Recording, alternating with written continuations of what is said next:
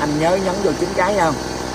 Bơm này 9 cái xong á. Nhân chị bơm cái đây 9 cái rồi. Bơm để cho xăng nó lên đây, nó vô bình xăng. Rồi. Rồi xong cái mở công tắc. Mở công tắc rồi. Mở công tắc 2 thấy không? Dạ. Rồi động tác thứ 3, anh đóng cái e lại.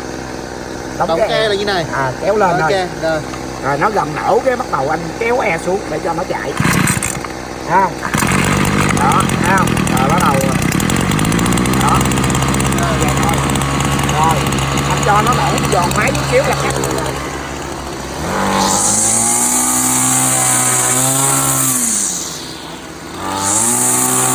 Cái này là để cắt mấy cái viền chỗ xi măng anh á. Dạ vâng. Tức là cái ga là cái này phải không anh? Cái này. Thấy không? Thấy không? Rồi, anh trên quay trên trần.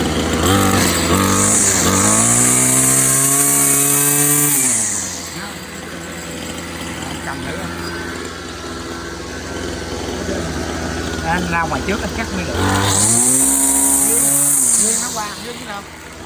Nguyên cái gầm này qua, anh muốn quay là để cho nó quánh. Nó quánh mấy cái gì? Đó, mấy cái góc này nè là cắt này. Không, mấy góc này cắt vòng vòng này. Tại này cắt rõ rồi.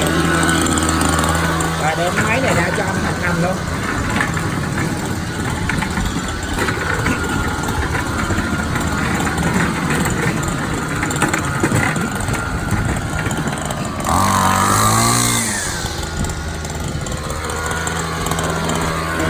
Cắt cái này thì là cắt anh cầm về không ấy, mấy cái này là cắt cái gốc này nè,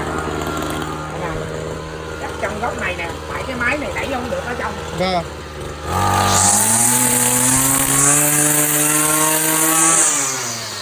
Nó đất đó nè, nó đất cái gốc này. Dạ vâng. Dạ vâng, ok.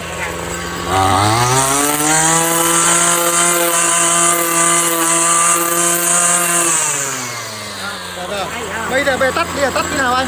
Tắt cái này thôi. Cái gốc này anh tắt rồi thôi à. Vậy thôi. Vâng. Rồi anh kéo cái chốt lại, kéo cái chốt lại kéo lên thế này.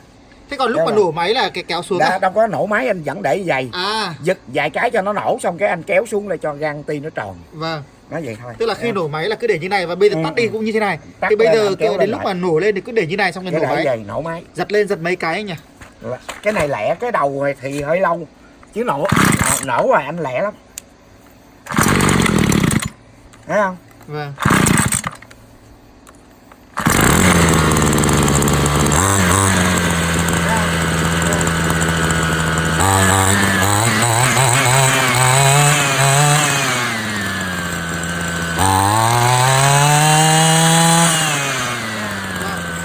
Bây giờ cái bình xăng này là xăng gì đấy? Xăng hóa nhớt, để tôi chỉ anh. Giờ tắt. Mà của cả máy này cũng vậy luôn à? Máy này cũng vậy anh. Tức là xăng hóa nhớt là chung nhau à? Đây nè, anh mở nắp này ra. Vâng. Mở nắp này ra để đổ xăng vô thôi. Thấy không? Vâng. Thấy không? Rồi để tôi đưa anh xăng với lại cái này để anh thay. Vâng. Cái dây mà nó cái dây đấy là bao nhiêu lâu thì phải thay lần này? Anh cắt mà thấy giống như nó cạm vô sắt đá đó, cái nó bị đứt, cái bắt đầu anh rút ra tiếp. Nó ra mình cuộn vô chổng sẵn một cuộn vậy đó. Thế à? Rồi hãy anh cứ bấm cái đầu như nè. Rồi. Anh bấm vô vậy là anh rút ra. Vâng. Anh bấm vô vậy là anh rút ra, thấy không? Dạ. Bấm vô là rút ra là nó ra, thấy không? Là hai món để chỉ anh cái này đó, để anh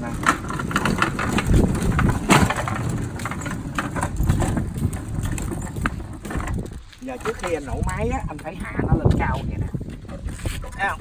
Lên cao vậy để cho cái bánh trớn của nó trong này nè, nó không có bị cạn. Còn bình thường là cho thấp xuống như nào anh? Cho thấp xuống nữa. Để tôi chỉ anh. Rồi còn cái này anh mà thấy nó mà tắt máy á, là biết cái thùng rác này. Dạ vâng. Cứ dỡ cái này lên vậy, rồi rút ra đổ thùng rác, thấy không? Rồi xong anh bỏ vô lại cũng vậy. Đây nè, anh bỏ anh coi cái kệ trên nè, rồi nó vô nó ngậm mà, thấy không? Rồi giờ nổ máy anh coi cái này là của Nhật đấy hay của Nhật nào đây? Cái này là Vista này của Nhật nhưng mà hạng thường thôi. Vâng. Cái này cũng ngon anh. Dùng được mấy năm, được mấy lần? Cái này thằng kia là nó dùng cũ rồi mà. Vâng. mà nó còn bán lại mình cái này với cái kia 300 đồng á. Đó, cái này cũng vậy nha. Cái nút đỏ này là anh bơm xăng á. Nút đỏ trước mắt anh bơm 9 cái. Bơm cho nó nặng vô. Đó, bơm vô. Anh bơm anh thấy 9 cái mà thấy nặng cái tay này nè.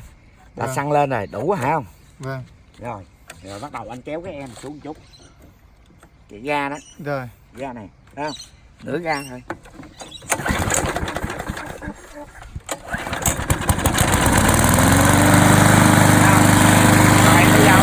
Vô này á, ví dụ như cái cỏ anh là cao quá anh phải đẩy cao vậy, anh cắt cái bắt đầu nó qua cái lớp này chứ nó nhẹ nè, coi như anh cắt hết lại gì, còn cái lớp dưới này còn nè, anh thấy không? Rồi Cắt 2 lần à? phải 2 lần, anh phải hạ xuống nữa. Anh hạ xuống cho nó sát này, thấy không?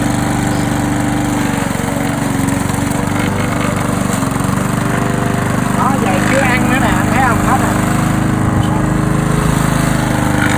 Đó, vậy là sát luôn rồi nè. Tại cái nền này nó không đều.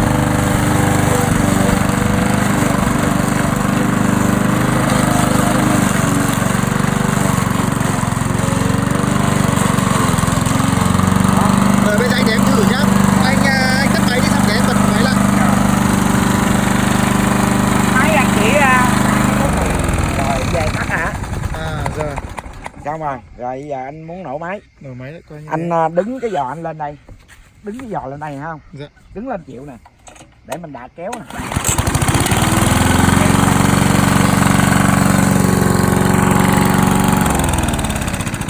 tắt máy nhá. Bây giờ máy lên nửa ra. Nửa ra. Hết ra. Nửa quá đây. Này. Nửa ra.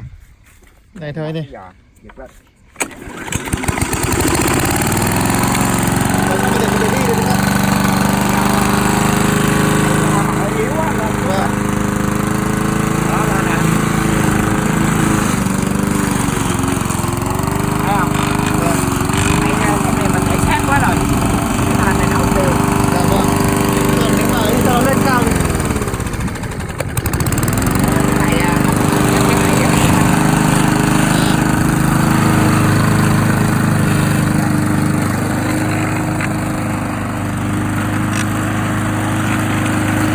Cái này khi nào mà anh thấy chắc là chưa hết á, anh hạ tiếp.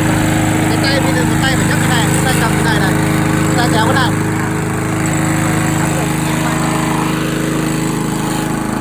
Giảm ra. Giảm cái chút nè.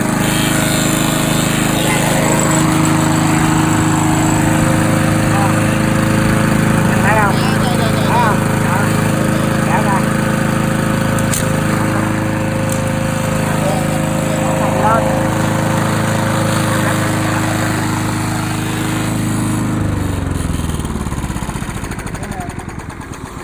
Chạy nó cho nó tắt cũng được.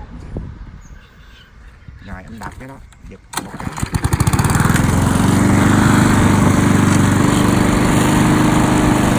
Này nấu thì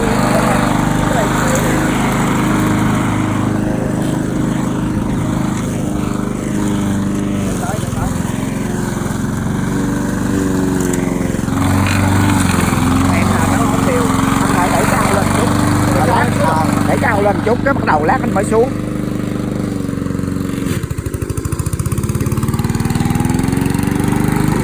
Không qua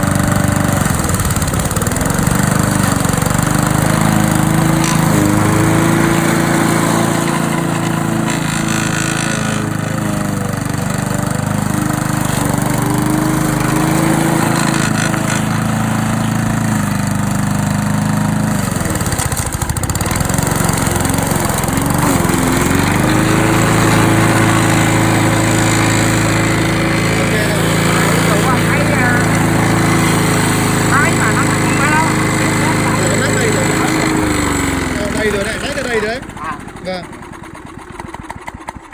À bỏ ra là tự động có tắt à? Bỏ ra là mình tại này mình kéo e xuống à. À. Anh muốn nổ máy luôn nhưng mà anh nổ máy thì nguy hiểm. Dạ vâng. Tại cái trong trống của nó anh nhớ đừng thọc vô trong này nha. Đây nè, cái trống của nó anh thấy không? À. Đứt tay mình. Còn đứt tay luôn. Ừ. Mà cái đấy có phải thay không anh? Không, cái đấy là không phải cái tự đó thay. anh xài cầu bao nhiêu năm á. Dạ dạ. Sợ nó hư cái máy luôn. À. Rồi thế này anh biết chưa? Anh Dạ. thao tác lại thử rồi. Vâng, bây giờ thao tác lên. Rồi anh để về anh thao tác cũng được nữa. Anh cầm. Nửa ra này. Đạp cái giò rồi.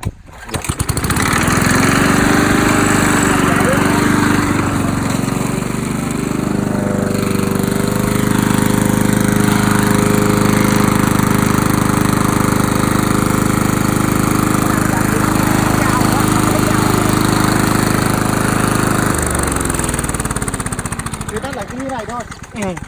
Anh kéo e xuống là nó tắt. Kéo xuống mà có phải tắt cái gì nữa không anh? Hết Không rồi không đấy. hết rồi.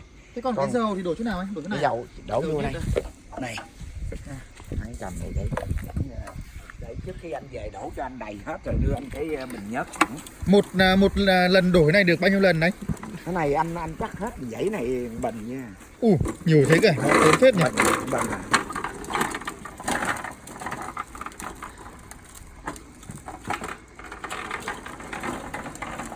Rồi cái này anh nhớ là không? Dạ vâng. Rồi để chỉ anh cái quấn dây nữa. Vâng. Quấn cái dây đó. Dạ vâng.